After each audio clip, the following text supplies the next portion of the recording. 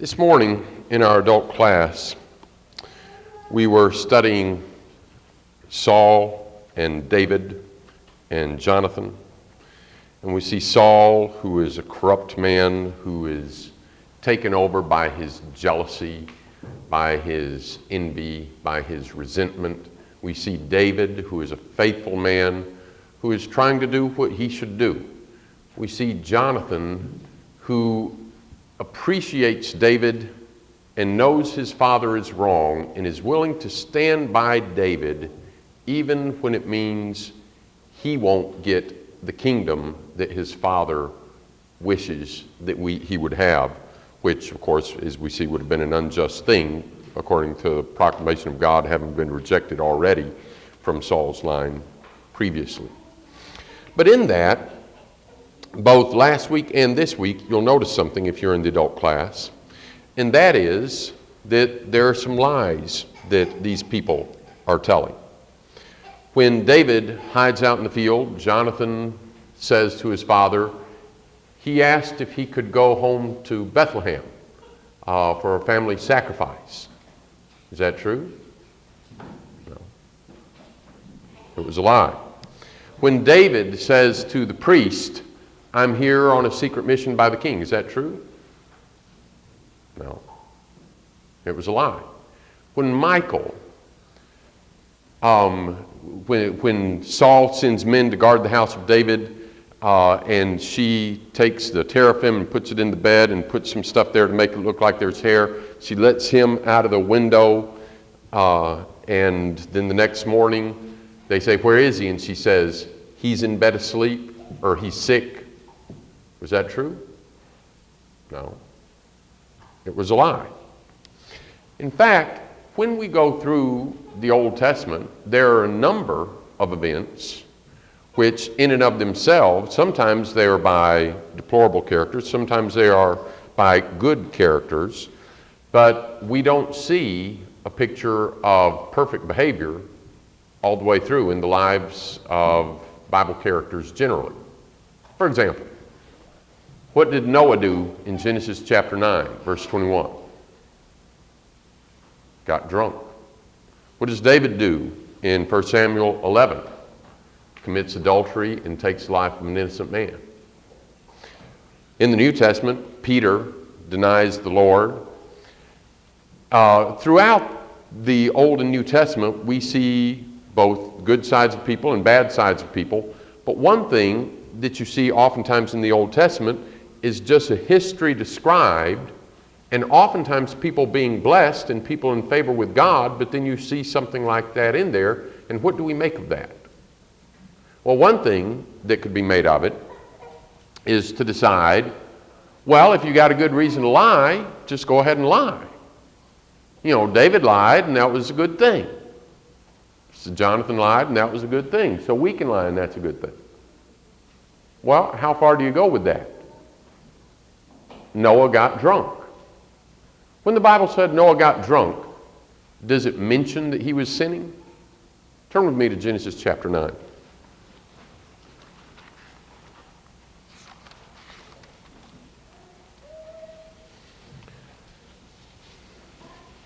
Genesis chapter 9, this is after the flood. Verse 1, God blessed Noah and his sons and said unto them, be fruitful, multiply, fill the earth. In verse 9, God says to Noah, now behold, I myself do establish my covenant with you. And then down in verse 19, it's talking about, or in verse 18, it's talking about the three sons of Noah. The sons of Noah who came out of the ark were Shem, Ham, and Japheth. Ham was the father of Canaan. These three were the sons of Noah, and from these the whole earth was populated. And Noah began farming and planted a vineyard. And he drank of the wine and became drunk and uncovered himself inside his tent. And Ham, the father of Canaan, saw the nakedness of his father and told his brothers outside. But Shem and Japheth took a garment, laid it upon their shoulders, and walked backward and covered the nakedness of their father.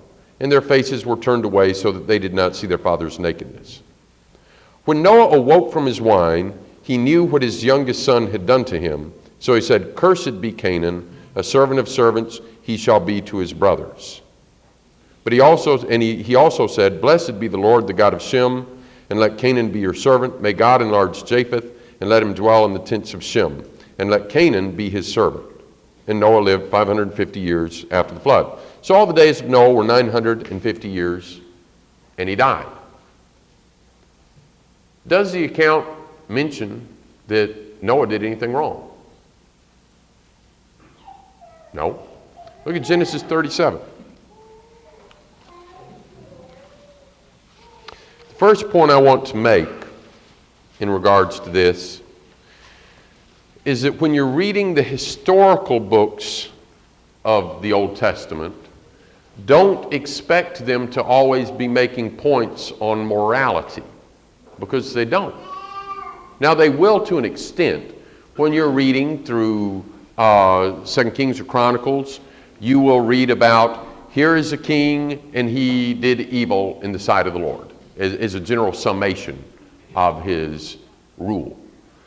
But a lot of incidents will be related without direct moral qualification on them. In Genesis chapter 38, this is where one of Judah's sons has died, and he has promised to give another one of his sons to the daughter-in-law. Does Judah keep his promise? No, he doesn't.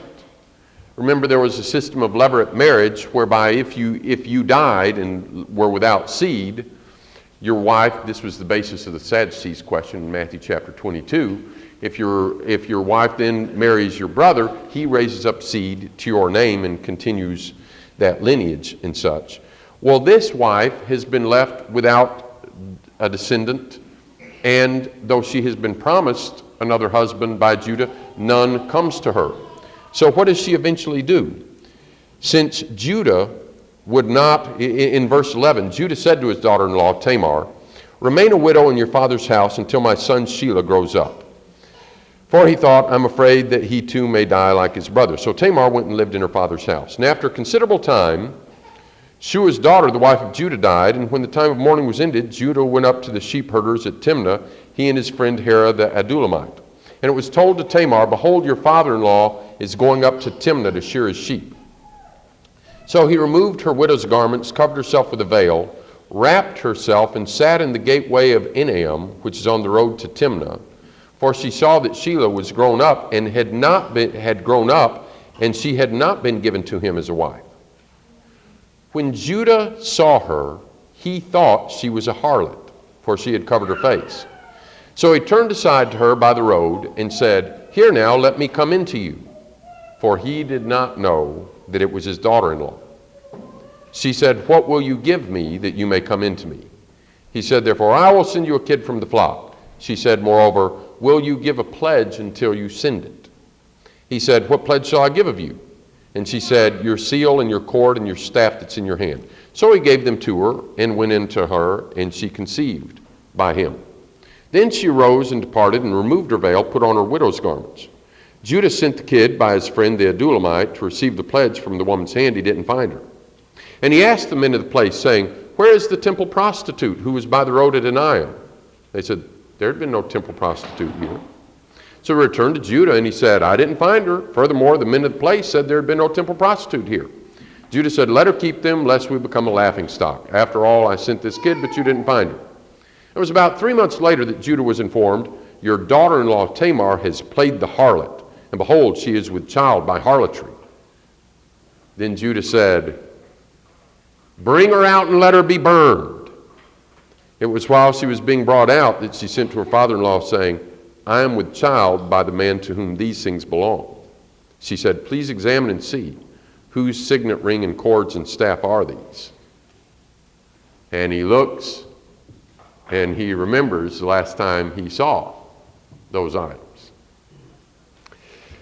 Judah recognized him, and he said, "She is more righteous than I, inasmuch as I did not give her to my son Shelah." And he did not have relations with her again. Well, in this is comment made of the fact is a moral judgment stated about the fact that Judah was going into a prostitute. In fact, a temple prostitute. A lot of times what these narrative books are doing is narrating what happened, warts and all. If you want to get to the books that will more often emphasize the morality points, that's where the prophets come in. The prophets remind, in the laws, in Exodus, in Deuteronomy and such, you have the laws stating how the people were to behave. How they were to behave and how they did behave was often two different things in the New Testament. Here's the laws of Christ. That's how they were to behave. You look at the churches, how they did behave and how they should have behaved. Was it always the same thing? Just thinking the church at Corinth is a pretty good example that it's not. So one thing we want to do is understand that these historical accounts will describe an event without necessarily taking time to address whether it was moral or not. Because of things like this, and this was a book written in 1926. It's an atheist attack on the Bible. It's called The Bible Unmasked, authored by Joseph Lewis by the Free Thought Press.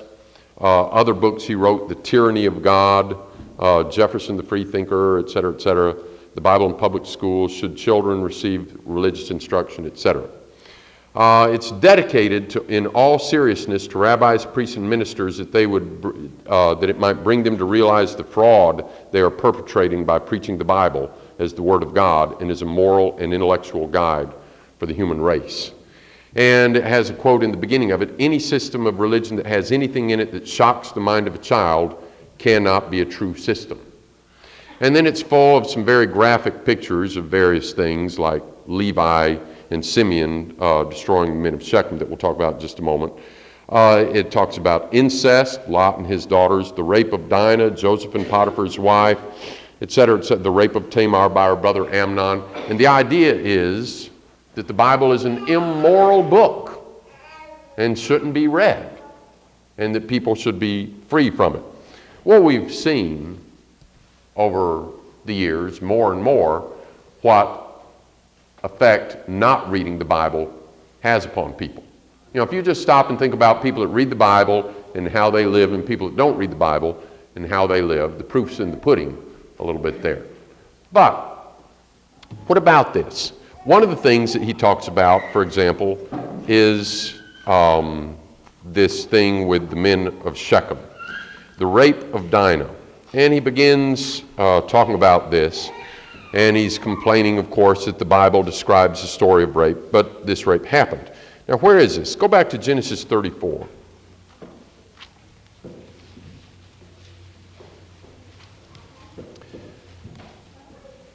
Dinah, the daughter of Leah, whom she had borne to Jacob, went out to visit the daughters of the land.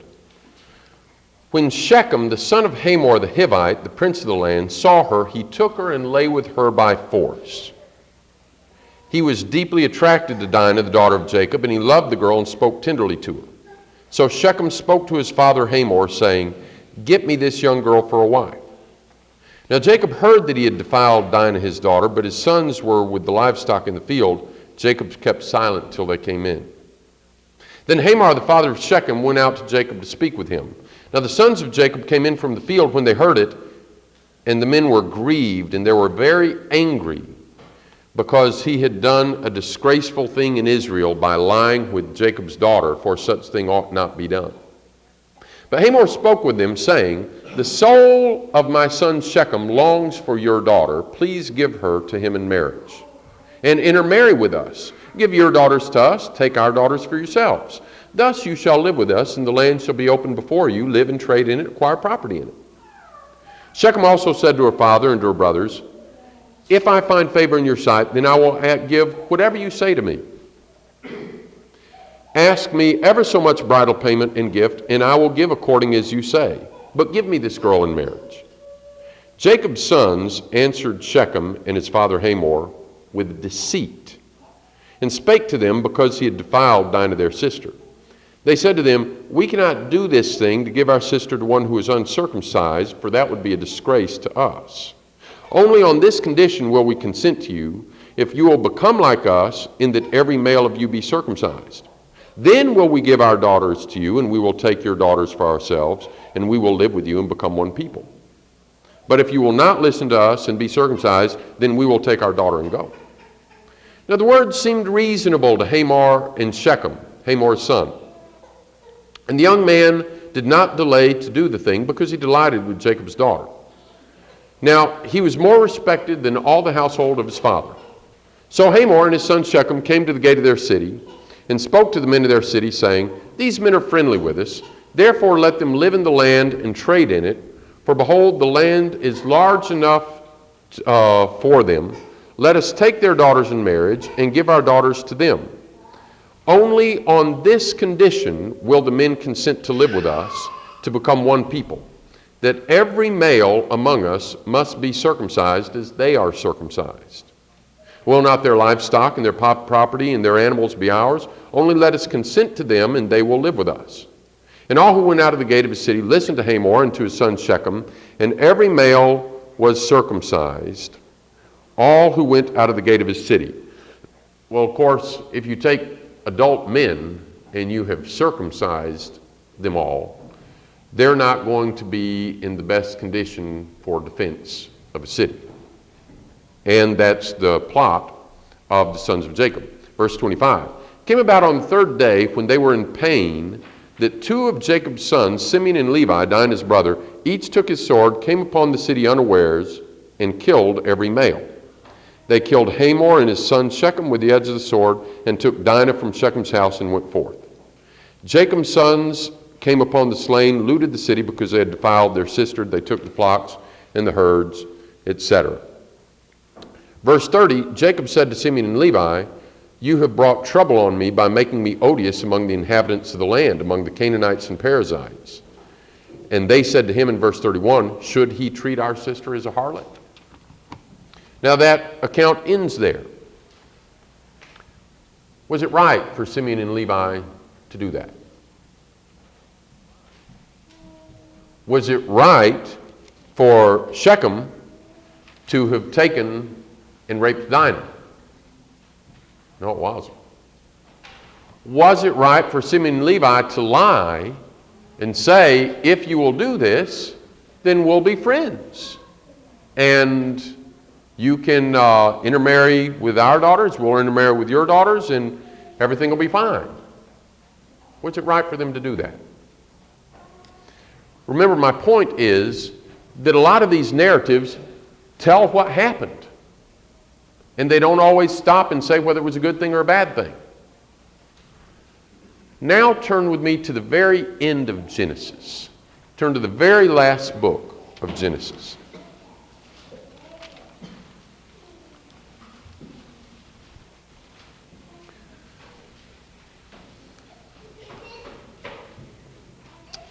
Jacob is old, and before he dies, he gives these various blessings and statements regarding his sons. Genesis chapter 49, verse 1. Jacob summoned his sons and said, "Assemble yourselves, that I may tell you what shall befall you in the days to come. Gather together and hear, O sons of Jacob. Listen to Israel your father." Verse 3. "Reuben, you are my firstborn, my might and the beginning of my strength, preeminent in dignity and preeminent in power, uncontrolled as water. You shall not have the preeminence, because when you went up to your father's bread, then you defiled it. He went up to my couch." Verse 5. "Simeon and Levi are brothers. Their swords are implements of violence. Let my soul not enter into their counsel. Let not my glory be united with their assembly, because in their anger they slew men, and in their self-will they lamed oxen. Cursed be their anger, for it is fierce, and their wrath, for it is cruel. I will disperse them in Jacob and scatter them in Israel." So before he dies, this is a statement from their father, Jacob, Israel. And they are cursed for what? for this very thing described some chapters before, back in chapter 34. Now, if you just read chapter 34, you see he mentions, you made me odious, but it ends with their defense of saying they shouldn't have done that to our sister, which was the conversation, and it just ends. What I'm wanting here, this time, we do happen to have in the final references a moral judgment stated from the Father. But that's not always done. Let me show you another one where it kind of comes in. 1 Samuel 25.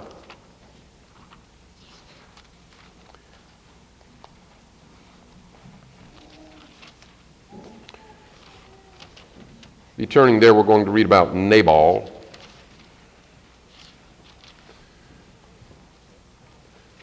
But before we read it, let's stop and remember what David was in relationship to war and such.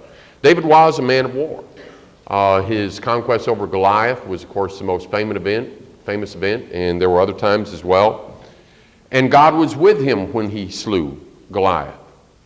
But not every time that somebody did something was it the will of God or was it at the direction of God, and that's what we're about to see here. Another thing we need to understand, too, is that in the Old Covenant, there are some differences. The book of Hebrews constantly uses what word to describe the nature of the two covenants? Now, a lot of it has to do with the animal sacrifices and such, but it uses the word better. The new covenant is based on better promises, better covenant, better sacrifices, etc. There's maturing that takes place in this. And with that in mind, stop and remember, why was it, much of what David did was justified.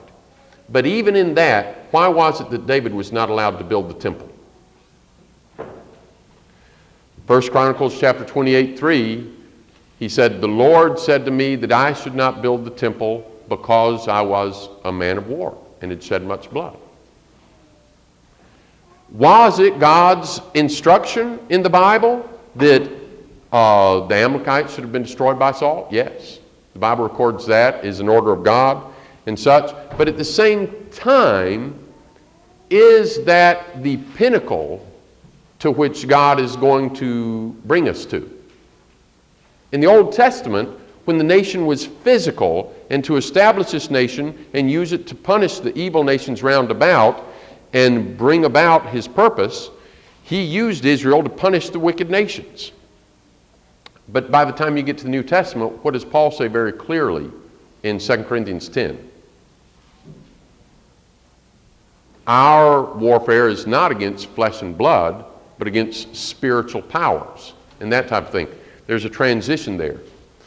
So although David is not going to be allowed to build the temple, why? Because that would be a holy place and it was not to be built by a man of war. Much of what he did had been at the instruction with the blessing of God.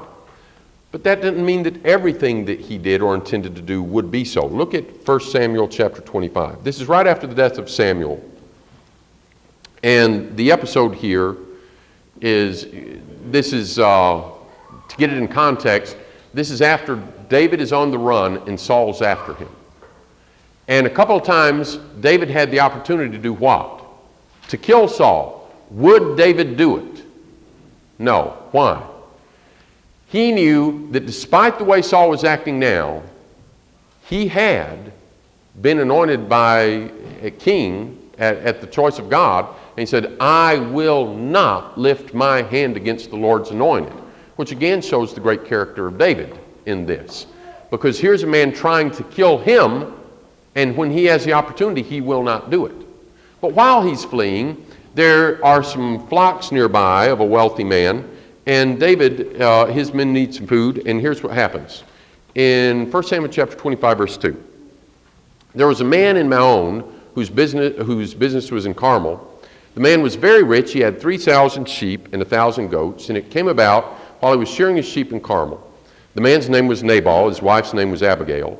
The woman was intelligent and beautiful in appearance, but the man was harsh and evil in his dealings, and he was a Calebite. Keep in mind the character of these two people. Abigail was this woman of great character. Nabal is a churlish fellow.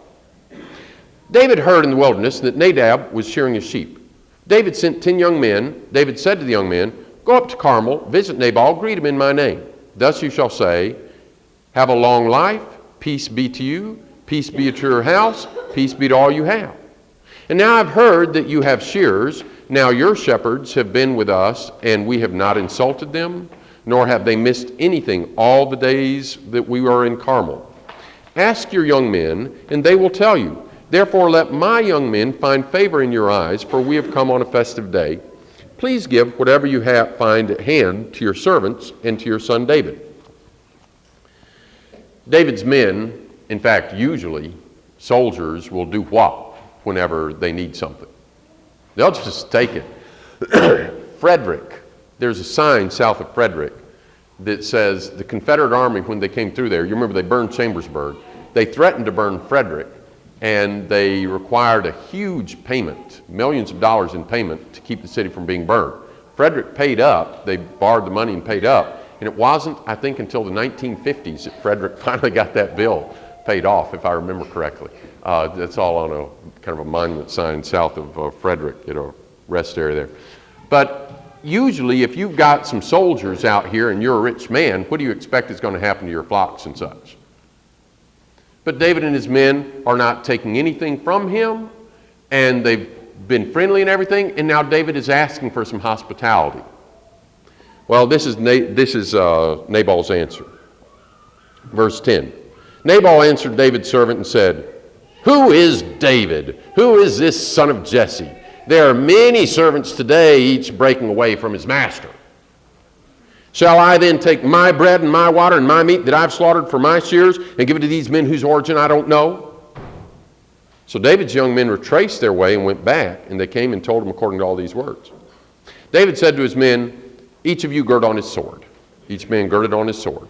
David also girded on his sword, and about 400 men went up behind David, while 200 stayed with the baggage.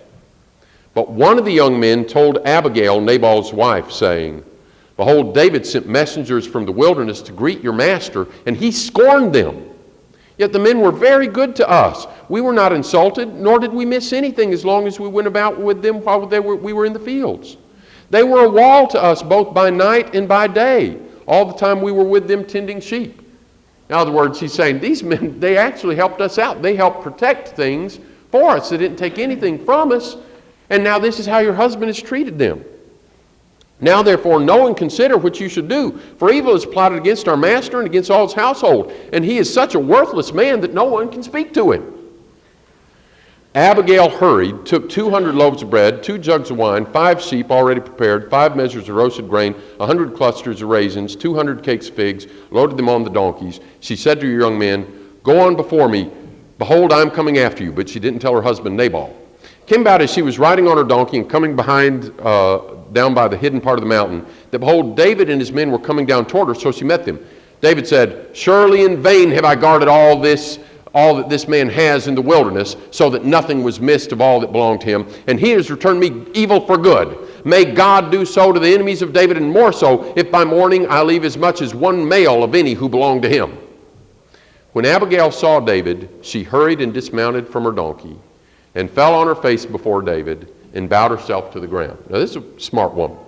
She fell at his feet, and she said, "On me alone, my Lord, be the blame. Please let your maidservant speak to you, and listen to the words of your maidservant. Please do not let my Lord pay attention to this worthless man Nabal, for as his name is, so is he. Nabal is his name, and folly is with him." In other words, that's what his name means. He says he's well named. It fits. "But I, your maidservant, did not see the young men of the Lord, of my Lord whom you sent. Now therefore, my Lord, as the Lord lives and as your soul lives, since the Lord has restrained you from shedding blood and from avenging yourself by your own hand, now then let your enemies and those who seek evil against my Lord be as Nabal. And now let this gift which your maidservant has brought to my Lord be given to your young men who accompany my Lord. Please forgive the transgression of your maidservant, for the Lord will certainly make for my Lord an enduring house, because my Lord is fighting the battles of the Lord, and evil shall not be found in all your days. And should anyone rise up to pursue you and seek your life, then the life of my Lord shall be bound in the bundle of the living with the Lord your God, but the lives of your enemies he will sling out as from a hollow of a sling. And it shall come about when the Lord shall do for my Lord according to all the good that he has spoken concerning you, and shall appoint you ruler over Israel, that this will not cause a grief or troubled heart to my Lord, both by having shedding blood without cause and by my Lord having avenged himself. When the Lord shall deal well with my Lord, then remember your maidservant. So what has she done? Well, she's calmed him down, hasn't she? She's come out. She understands her husband has been churlish. She understands he's been ungrateful. She understands he's acting worthless. She understands that this man is going to be the king. She understands that the Lord is with this man. She understands these things, and she's saying, please, hold me responsible for this, but I didn't know about it. Let me now do what should have been done before, and don't waste your time doing things that you ought not, that later you would regret. Now look what David said. Now, up to that point, we might just think, well, this is another case, just like Goliath. Goliath needed to be killed? Well, Goliath was a different case. Goliath was one of those that was to be destroyed. This was a different case. And notice what David says. David said to Abigail, "Blessed be the Lord God of Israel who sent you this day to meet me. And blessed be your discernment. And blessed be you who have kept me this day from bloodshed and from avenging myself by my own hand. Nevertheless, as the Lord God of Israel lives, who has restrained me from harming you, unless you had come quickly to meet you, surely there would have been none left to Nabal until morning light as much as one male." So David received from her hand what she had brought, and he said to her, "Go up to your house in peace. See, I have listened to you and granted to your request." If David had done what he had intended to do, would it have been wrong? Yes, and he's recognizing that. He's saying, blessed are you. You kept me from blood guiltiness and taking vengeance for myself. When he slew Goliath, it was a different case, wasn't it? He wasn't taking vengeance for himself, and this was a Philistine, one of those that was to be cast out of the land, and one who was defying the people of God and God. This was a different case. This was, he did bad to me and I'm going to do bad to him. That's exactly what this was. Because David said, I was good to him and he was bad to me. See what he's going to get. Abigail stopped him and made him think about it. And he realized, I shouldn't have done that. And he praised her and he praised God for sending her to deter him. Now, as for Nabal, what happened to Nabal? Abigail came to Nabal, and behold, he was holding a feast in his house like the feast of a king. Nabal's heart was very merry within him. He was drunk. She didn't tell him anything at all till morning. Came about in the morning when the wine had gone out of Nabal that she told him these things, and his heart died within him so much that he became as a stone. And about 10 days later, it happened that the Lord struck Nabal, and he died. So you can just kind of picture him. He's one of these fellas, he kind of foolish to begin with. It wouldn't have been right for David to just come destroy everything he had out of vengeance for his own churlishness here, but it wouldn't have been a surprising thing either. But you kind of get the impression, he finally sobers up and then he finds out how close, and Nabal dies. Later, Abigail will marry David, and she was quite a woman. My point in these texts is just to take a lesson from this. When you are in the narrative, in the prophets are preaching how people are behaved. In the law is telling people how to behave. In the historical accounts, it's telling how people did behave. Sometimes it was good. Sometimes it was bad. Sometimes it was a mix.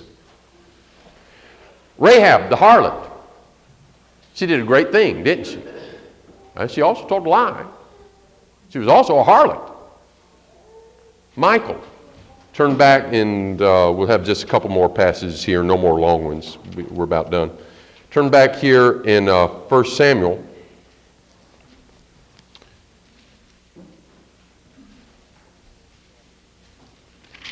1 Samuel chapter 19. This is when Verse 12, Michal let David down through a window, and he went out and fled and escaped. Michal did what in verse 13? Took the household idol. Teraphim in some translations, New American Standard says the household idol. Laid it on the bed, put a quilt of goat's hair on its head, covered it with clothes. When Saul sent messengers to take David, she said, he's sick.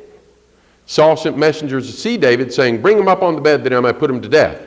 When the messenger entered, behold, the household idol was on the bed with the quilts of goat's hair at its head.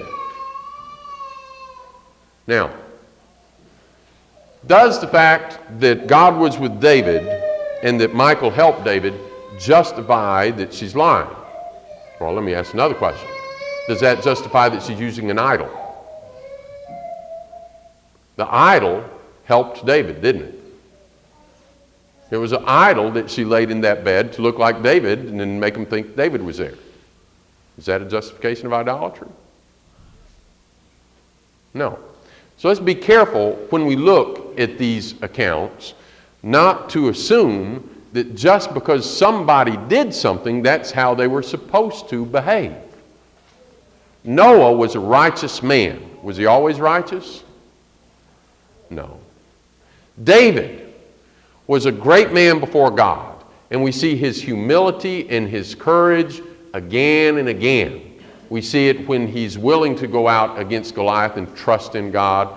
We see it when he refuses to take Saul's life when he has the opportunity.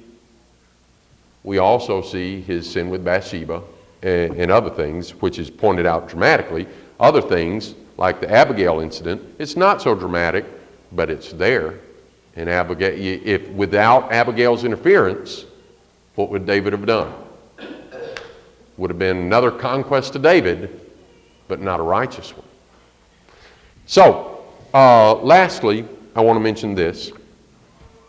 We've already mentioned in 1 Chronicles 28, verse 3, that David, who, although much of it justifiable, had been a man of war, and that's why he wasn't to build the temple. Look also at Matthew 19.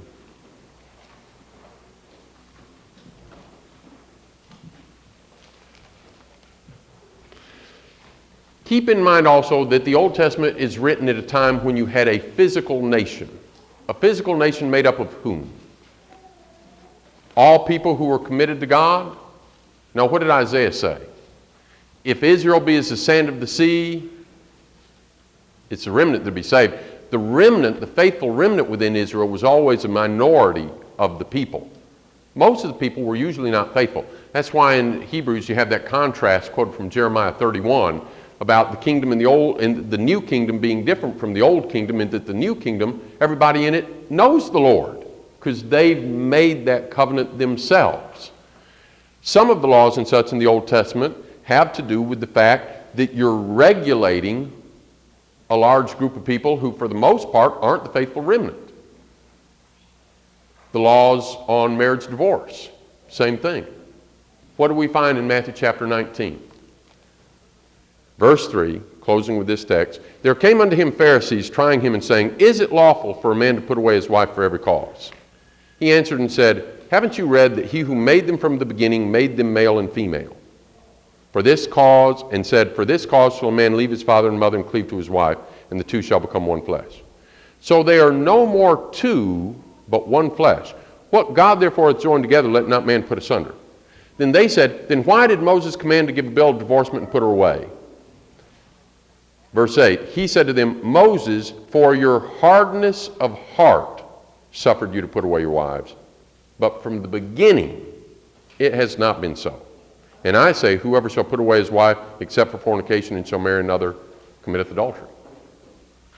So were there some things tolerated in the Old Testament, law-wise, that are not tolerated now? Yes. Polygamy was something that went on in the Old Testament. But in the beginning, what did God say? Man shall leave his father and mother, and they two shall become one flesh. And so we see a development here, and we see some accommodative laws during this time, and we see in the historical books of the Old Testament, we see the lives of these people. We see some people that are worthless people who didn't trust in God. We see other devoted saints who did trust in God. Were they without sin? How many saints here this morning could have the incidents, various incidents of your life written down and be sure that none of them would include sins you've done? We see various points in these people's lives. The historical books don't always take time to evaluate the moral quality of every detail. Rahab was a great woman because she did what? Trusted in God, realized that God was with these people, Israel, and did what she could to help them. Does that justify the fact that she was a prostitute up to that point? Obviously not. But she comes and she becomes one of the people of God, and I would quite presume that she chose a different mode of occupation after that. Hope that these thoughts have been somewhat of instructive. If you're here this morning and you're subject to the invitation in any way, won't you come as we stand and sing?